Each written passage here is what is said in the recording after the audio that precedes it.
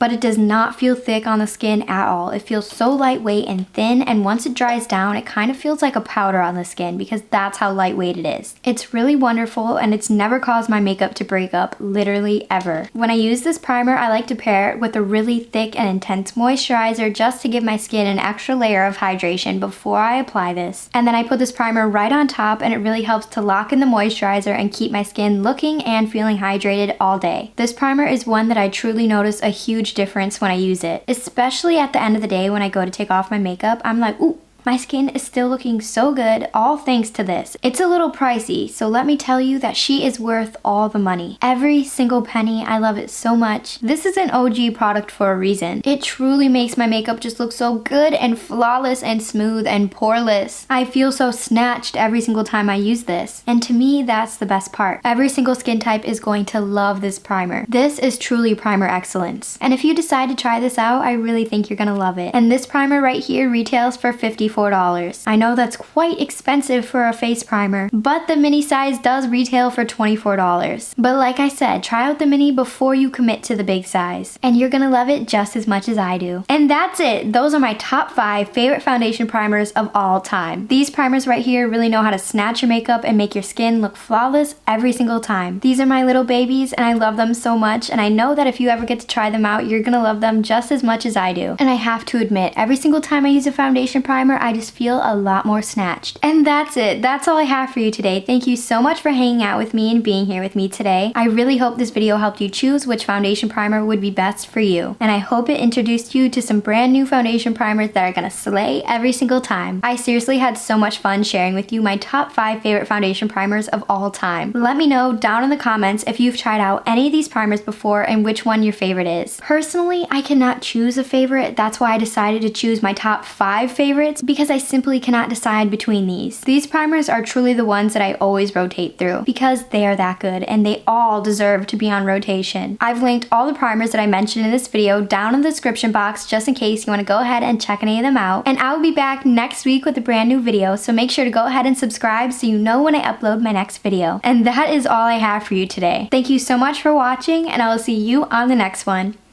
Oh, and P.S. don't forget to subscribe so that we can become besties. Love that for us.